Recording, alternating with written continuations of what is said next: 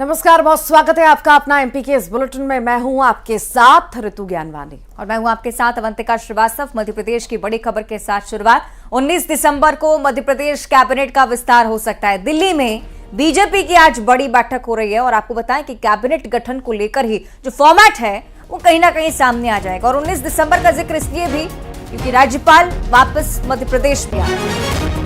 तो बड़ी बैठक आज दिल्ली में होने जा रही है और आज ऐसे कयास लगाए जा रहे हैं कि नामों पर मुहर लग जाएगी और लिस्ट भी शायद सामने आ जाएगी। तो पार्टी नए फॉर्मेट पर आगे बढ़ सकती है। पार्टी हर एक संसदीय क्षेत्र से एक मंत्री दे सकती है। कैबिनेट में 3 बार मंत्री रहे नेताओं को मौका नहीं मिलेगा, ऐसे भी कयास लगाए जा रहे हैं। 19 दिसंबर तक नई कैबिनेट का गठन हो जाएगा। प्रदेश अध्यक्ष V D Sharma, CM doctor Mohan Yadav, प्रदेश संगठन महामंत्री हितानंद शर्मा आज दिल्ली जाएंगे। शाम में दिल्ली जाने का कार्यक्रम है।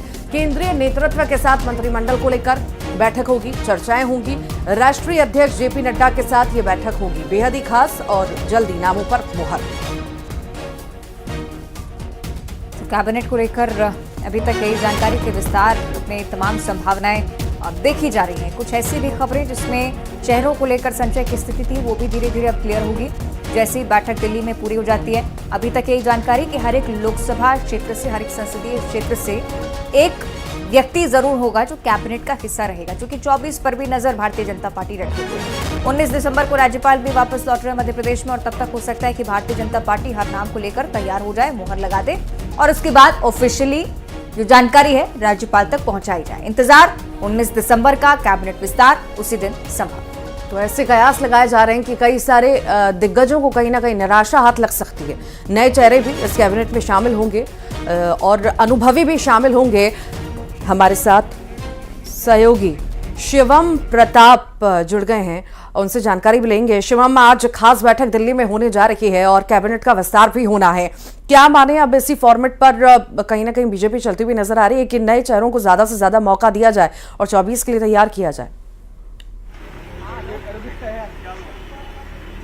देखिए, बिल्कुल इन 3 राज्यों में चुनाव के परिणाम के बाद जिस तरीके से मुख्यमंत्री बनाई गई, ये साफ हो गया पार्टी नई लीडरशिप के साथ जाना चाहती है। तीनों राज्यों की आप बात करें, अगर छत्तीसगढ़, मध्य प्रदेश, राजस्थान, सभी जगह नए चेहरों को राज्य का मुखिया बनाया गया। ऐसे में अब पार्टी ने एक अलग रणनीति बनाई है। पार्टी का मानना है कि हर संसदीय सीट से एक अगर हम मंत्री देते हैं, आमतौर पर एक संसदीय सीट में 3 से 4 विधानसभा सीटें होती है, तो ऐसे में अगर हम देते हैं तो 2024 लोकसभा चुनाव चूंकि बेहद इंपॉर्टेंट है, पार्टी ने अभी छत्तीसगढ़, मध्य प्रदेश दोनों राज्यों में एक आप कह सकते हैं पूर्ण बहुमत की विशालकाय सरकार बनाई है। ऐसे में पार्टी की कोशिश ये है कि मध्य प्रदेश में एक सीएम है, 2 डिप्टी सीएम बनाए गए हैं, तो जो संभाग, जो इलाके बचे हैं, जो ऐसे प्रस्तावित संसदीय सीट है जहां पर लोगों को कम मौका मिला, जहां से मंत्री नहीं थे, उन्हें मौका दिया जाएगा। अभी फिलहाल कोशिश ये है कि 2024 लोकसभा चुनाव के हिसाब से समायोजन किया जाए। उसके बाद में भले ही फेरबदल हो, आमतौर पर फेरबदल होते भी हैं, लेकिन फिलहाल ये बात सामने आई है कि पार्टी हर संसदीय क्षेत्र से एक कैबिनेट मंत्री बना सकती है। लेकिन एक तरफ ये भी बातें कही जा रही हैं कि 1 से 1.5 दर्जन के आसपास अभी फिलहाल मंत्री बनाए जाएंगे। आज शाम को मोहन यादव पहुंचेंगे, पार्टी के प्रदेश अध्यक्ष पहुंचेंगे, संगठन मंत्री पहुंचेंगे, एक लंबा बातचीत का सिलसिला चलेगा। बीते दिनों बीजेपी ने साफ कर दिया था कि विधानसभा चुनाव के समय से ही हम मंत्रिमंडल और मुख्यमंत्री के चयन को लेकर नाम जो है उनकी स्क्रूटनी करते हैं, स्क्रीनिंग करने लगते हैं। लेकिन तमाम सवाल है मध्य प्रदेश में। जो बड़े बड़े नेता लोकसभा चुनाव लड़े थे उनका क्या होगा? शिवराज सिंह चौहान कहां सेट होंगे? कैलाश विजयवर्गीय हैं, प्रहलाद पटेल हैं, क्या ये लोग राज्य के मंत्रिमंडल में आएंगे? चूंकि इनका कद, इनका ओहदा बेहद बड़ा है। हम सब जानते हैं कि बीजेपी इनको बड़े लेवल पर बुलाना चाहेगी। शिवराज सिंह चौहान आने वाले समय में केंद्र में समायोजन में जाते हैं या फिर प्रहलाद पटेल, कैलाश विजयवर्गीय, जो तमाम सांसद कहा भी जाता है शिवम की 23 तो झांकी है, 24 अभी बाकी है। लगातार नेता इस बात का जिक्र कर रहे थे। शैलेंद्र चौहान भी जुड़ गए। शैलेंद्र, चूंकि ये सवाल हमेशा ही लगा रहता है कि आखिर कब बीजेपी नॉन इलेक्शन मोड में होती है। मध्य प्रदेश, छत्तीसगढ़, राजस्थान में जीत हासिल की और उसके बाद अब संसद की तैयारी, लोकसभा की तैयारी, चेहरा कैबिनेट में नजर आने वाले हैं। शैलेंद्र, बिल्कुल, देखिए भाजपा जब भी देखा जाए तो चुनाव की तैयारियों में हमेशा रहती है। कोई भी नगरीय निकाय चुनाव हो, पंचायत चुनाव हो, विधानसभा हो, भाजपा कभी भी किसी चुनाव को कभी हल्के में नहीं लेती। वो उसी गंभीरता के साथ चुनाव लड़ती है, चुनाव मैदान की तैयारियां पहले से करती है। तो अब क्या है कि लोकसभा चुनाव 2024 का होना, तो सारी रणनीति या जो भी काम किया जा रहा है उसी हिसाब से किया जाएगा कि 2024 का मिशन कैसे फतह किया जा सके। मध्य प्रदेश में 29 लोकसभा सीटें, जिसमें पिछले चुनाव में भाजपा ने 28 सीटें जीती थी, और इस बार भाजपा ने यह तय किया है कि पूरी 29 सीट जीतकर क्लीन स्वीप किया जाए। तो निश्चित ही जो कैबिनेट का मंत्रिमंडल का विस्तार होगा, मोहन यादव की कैबिनेट में आपको वो देखने को मिलेगा कि सभी क्षेत्रों के संसदीय क्षेत्रों से मंत्रिमंडल में चेहरे लिए जाएंगे, एक साथ संतुलन बनाया जाएगा कि एक बड़ा मैसेज हो कि हमने आपके क्षेत्र को प्रतिनिधित्व दिया है, तो जनता इस बात को सोचे और कहीं ना कहीं उसका फायदा लोकसभा चुनाव में मिले। तो आज हम आपको बता दें कि भाजपा सीएम मोहन यादव जो सीधे उज्जैन से भोपाल पहुंचेंगे और भाजपा प्रदेश अध्यक्ष। तो देखने वाली बात कि आखिर बीजेपी हर समीकरण को साधती आखिर कैसे है। बहुत शुक्रिया आपका शिवम, बहुत शुक्रिया शैलेंद्र आपका भी जानकारी साझा करने के लिए। लेकिन आप बने रहिएगा हमारे साथ, आगे भी आपसे चर्चा करने वाले हैं। और अब आगे बढ़ते हैं, बात कांग्रेस की कर लेते हैं। बड़ी जिम्मेदारी मिली है कुछ दिग्गजों को। दिल्ली रवाना हो चुके हैं अब तीनों नेता। जीतू पटवारी हैं, उमंग सिंघार हैं, हेमंत कटारे हैं, जो शीर्ष नेतृत्व से अब मुलाकात करेंगे। तो तीनों नेता शीर्ष नेतृत्व का आभार भी जाहिर करने निश्चित ही पहुंच रहे होंगे। जीतू पटवारी को मध्य प्रदेश कांग्रेस का अध्यक्ष बनाया गया। आपको पता है कि नेता प्रतिपक्ष अब उमंग सिंघार आपको नजर आएंगे। हेमंत कटारे, जिन्हें उप नेता प्रतिपक्ष की जिम्मेदारी दी गई, आला कमान से मुलाकात हो सकता है कि आगामी रणनीति को लेकर बातचीत हो। बड़ी बात यह भी कि आभार प्रकट करना भी बहुत जरूरी। और ये जो फॉर्मेट है जो कांग्रेस अपना रही है, इसका अंदाजा पहले भी लगाया गया कि नेतृत्व शायद बदला जा सकता है। कमलनाथ के इस्तीफे की बात भी चली, लेकिन उनकी तरफ से इस्तीफा नहीं गया। शैलेंद्र लगातार जुड़े हुए हैं। शैलेंद्र, तीनों नेताओं का पहुंचना कांग्रेस के आला कमान के पास क्या संकेत देता है? हाँ देखिए, बिल्कुल जैसे ही तीनों युवा नेताओं को बड़ी जिम्मेदारी मिली, उसके बाद सभी नेता आज दिल्ली के लिए रवाना हो चुके हैं। आज वो दिल्ली में सभी प्रमुख नेताओं से मुलाकात करेंगे। राष्ट्रीय अध्यक्ष मल्लिकार्जुन खड़गे के साथ मुलाकात है। अब कहीं ना कहीं जिस तरह से कांग्रेस ने चेहरा बदला है, तो ये बात साफ है कि कांग्रेस बहुत आक्रामक रूप से विपक्ष को देखना चाहती है और मजबूती के साथ जनता के बीच जाना चाहती है। तो तीनों ही नेता आज गए तो निश्चित ही वो बड़े नेताओं से मिलकर ये जानना चाहेंगे कि किस तरह से उन्हें कांग्रेस में जान फूंकना है। जिस तरह से कांग्रेस को करारी हार मिली है, तो अब एक बड़ा चैलेंज है जीतू पटवारी के सामने, उमंग सिंघार के सामने और हेमंत कटारे जो उप नेता प्रतिपक्ष बना है। तीनों ही बिल्कुल 50 साल से कम उम्र के नेता हैं। वो बिल्कुल पार्टी के युवा चेहरा है। लंबे समय बाद कांग्रेस में देखने में मिला है कि पूरा चेहरे बदल दिए गए और युवा हाथों में कमान सौंपी गई है। तो ये तीनों नेता निश्चित ही अब आगे की रणनीति को लेकर बात करेंगे कि किस तरह सरकार को सड़क पर घेरना है, किस तरह सदन में घेरना है। तो जहां सड़क पर घेरने की बात है, तो जीतू पटवारी को कमान दी गई है। वो बिल्कुल आक्रामक अंदाज से राजनीति करते हैं, बड़ा युवा चेहरा है कांग्रेस का। तो उनके आने से निश्चित ही कांग्रेस में जो भी निष्क्रियता है वो सक्रियता में बदलेगी, सारे कार्यकर्ता कनेक्ट होंगे। वही सदन के अंदर आदिवासी चेहरा उमंग सिंघार बड़े नेता है और उनका खुद का एक जनाधार है। तो जब उमंग सिंघार सदन के अंदर सरकार को घेरेंगे, जवाब मांगेंगे, अगर गलत फैसले होंगे तो उस पर सरकार के खिलाफ मुखरता से आवाज रखेंगे। तो दोनों ही नेताओं को चुना गया है, बड़ी जिम्मेदारी दी गई और निश्चित ही कांग्रेस में इसका असर भी देखने को मिलेगा। ठीक, बहुत शुक्रिया। आप देख रहे हैं लगातार हलचल कांग्रेस में बढ़ती हुई, और इस तरफ उज्जैन का भी जिक्र करेंगे जहां सीएम का एक बड़ा फैसला सामने आया। कानून व्यवस्था को लेकर एक बड़ी बात, मिलावटखोरों पर एक कड़ी कार्रवाई की तैयारी में अब मध्य प्रदेश सरकार आपको नजर आने वाली है। तो सही काम करने वाले परेशान ना हो, सीएम ने यह भी कहा है। कार्रवाई में पारदर्शिता रखें और साथ ही साथ आपको बताएं, सीएम ने उज्जैन संभाग की बैठक ली जिसमें कई सारे दिशा निर्देश अधिकारियों को उनके द्वारा दिए गए हैं। तो कानून व्यवस्था पर ये बैठक थी और बैठक में चर्चा हुई, अधिकारियों को कई सारे निर्देश दिए गए। साथ ही साथ ये भी कहा गया कि जिस तरह की भी कार्रवाई हो रही है उसमें पारदर्शिता होना बहुत ज्यादा जरूरी है और जो सही काम कर रहे हैं उन्हें परेशान होने की बिल्कुल भी जरूरत नहीं है। और ज्यादा जानकारी के लिए अजय पटवा हमारे साथ जुड़ गए हैं। अजय, पूरी तरह से एक्शन मोड में सीएम यादव नजर आ रहे हैं और अब कानून व्यवस्था को लेकर के बैठक की गई है, कई सारे दिशा निर्देश भी अधिकारियों को। ये देखिए, मध्य प्रदेश के मुखिया डॉक्टर मोहन यादव जो हैं वो आज उज्जैन के कलेक्टर कार्यालय में बैठक कर रहे हैं अधिकारियों के साथ में। उनका साफ कहना है कि जिस तरीके से प्रदेश में और उज्जैन जिले में और उज्जैन संभाग में जो कानून व्यवस्थाएं हैं उसको सुचारू रूप से किया जाए और जो लोग सूदखोरी करते हैं या जबरन वसूली करते हैं उनके खिलाफ भी जो है कार्रवाई की जाए। इसके साथ ही जो कार्रवाई हो वो लीगल तरीके से हो और जो सही रूप से काम कर रहे हैं उनके खिलाफ कोई कार्रवाई ना हो। दूसरा, जो मिलावटखोर करते हैं या मिलावटखोरी से जो दूसरों की जान के साथ खिलवाड़ करते हैं उन लोगों के खिलाफ भी सख्त कार्रवाई की जाए। जो ईमानदारी से काम कर रहे हैं उनको बिल्कुल परेशान नहीं किया जाए। इन सब दिशा निर्देशों को लेकर जो है समीक्षा बैठक की जा रही है, अधिकारियों को निर्देश दिए जा रहे हैं। वही उज्जैन के और संभाग के जो विकास कार्य हैं जो रुके हुए हैं जो चल रहे हैं उनको जल्द पूरा करने के भी निर्देश दिए जा रहे हैं। साथ ही उज्जैन में जो है महाकाल मंदिर हो या फिर क्षिप्रा नदी हो, उन सभी विषयों पर जो है चर्चा की जा रही है। साथ ही यही है कि आने वाले समय में सिंहस्थ भी उज्जैन में आ रहा है, तो उसको दृष्टिकोण रखते हुए जो उज्जैन में विकास कार्य हैं, जो फ्लाईओवर है और जो तमाम जो विकास कार्य हैं उन सबको जल्द पूरा करने के निर्देश दिए जा रहे हैं। और साथ ही मध्य प्रदेश में भी जो कानून व्यवस्था है वो सुचारू रूप से चले और किसी भी व्यक्ति को जो है परेशानी का सामना नहीं करना पड़े।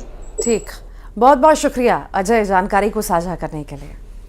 आप लगातार देख रहे हैं सीएम डॉक्टर मोहन यादव लगातार परिवर्तन की ओर आगे बढ़ते हुए और परिवर्तन में एक मिथक भी उन्होंने तोड़ दिया है। मध्य प्रदेश के मुख्यमंत्री डॉक्टर मोहन यादव जिन्होंने उज्जैन में अपने निवास पर रात्रि विश्राम कर एक बड़ा मिथक जो कि मध्य प्रदेश में चलता रहा है तोड़ दिया उसे। ऐसा माना जाता है कि कोई भी सीएम उज्जैन में रात्रि विश्राम नहीं करता, लेकिन इस मिथक को सीएम डॉक्टर यादव ने तोड़ दिया। उन्होंने ऐसा क्यों किया, वजह भी बताई। महाकाल नगरी में रात्रि विश्राम, उज्जैन की मान्यता पर लगा विराम।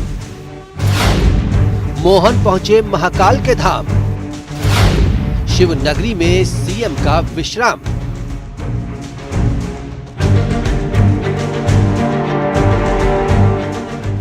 सालों से एक मान्यता चली आ रही थी जो कल रात टूट गई।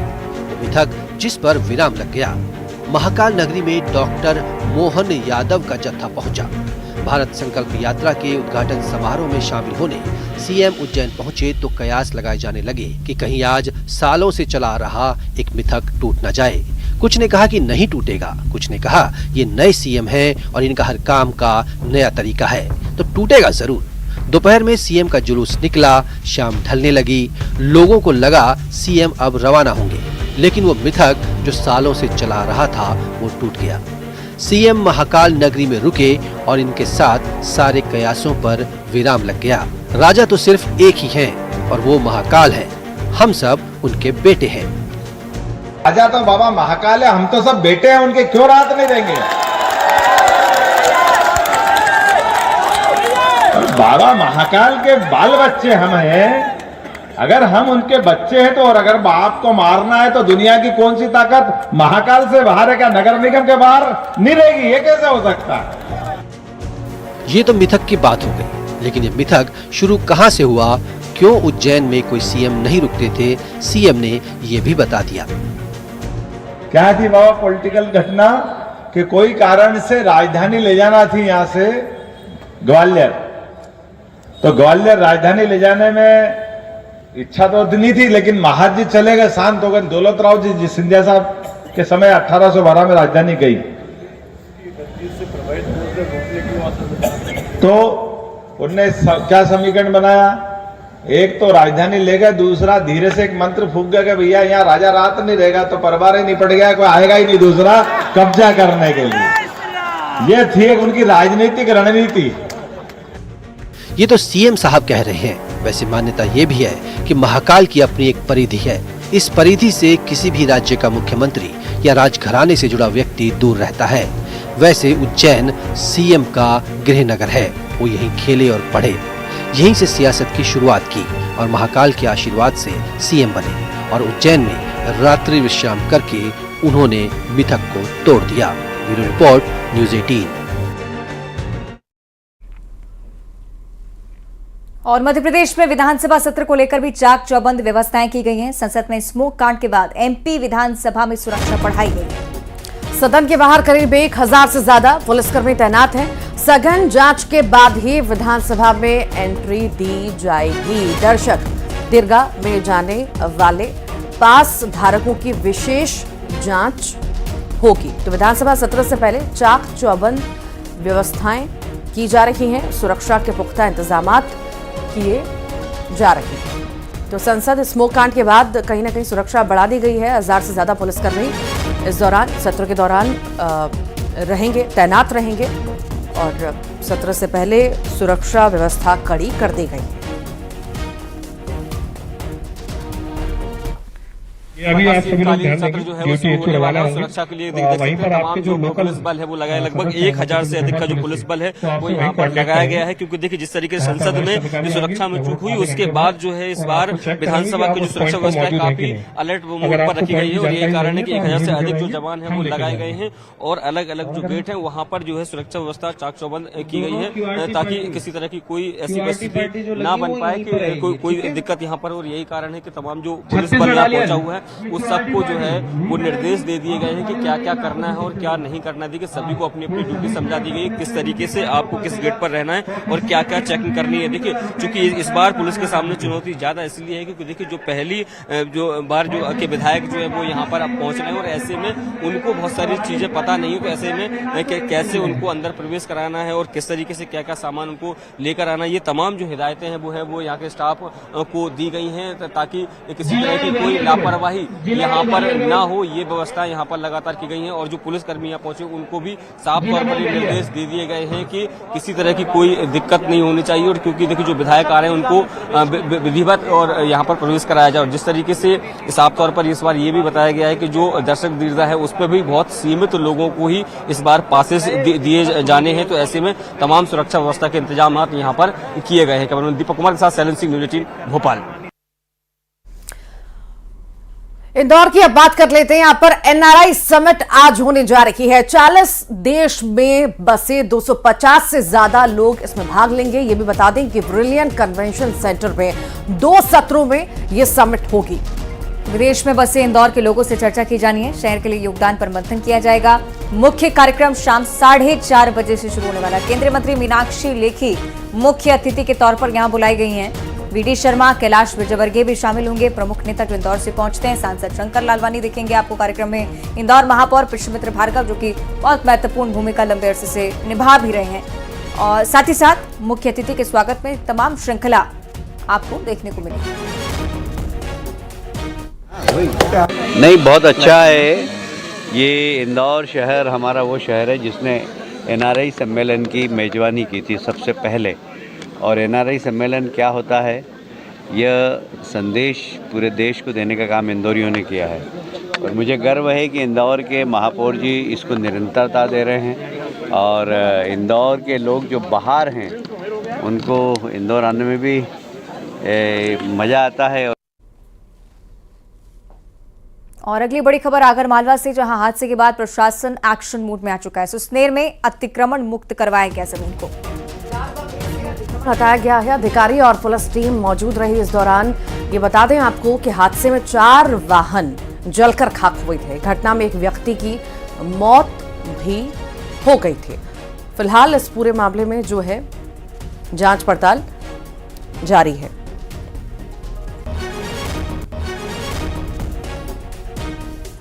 तो प्रशासन ने हादसे के बाद एक्शन लिया इस पूरे मामले में। सुसनेर में अतिक्रमण जो था वो हटाया गया है। ये बड़ी कार्रवाई हमें देखने को मिली है। दरअसल डाक बंगले से अतिक्रमण हटाया गया, ये यहाँ पर बड़ा हादसा हुआ था और इसमें पुलिस लगातार जांच पड़ताल कर रही थी।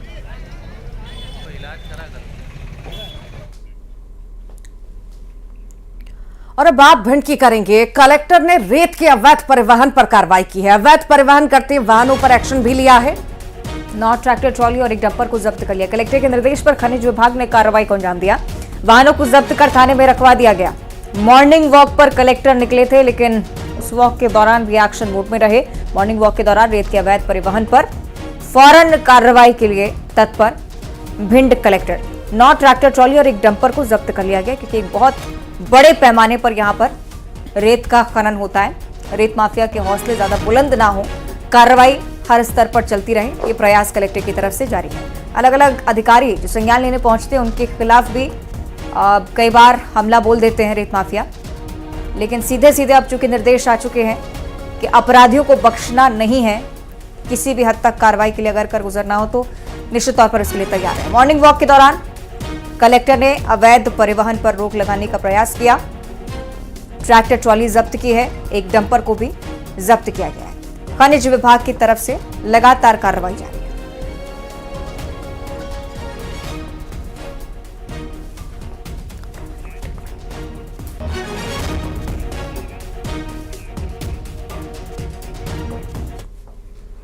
और आइए अब देख लेते हैं खबरों का 2020।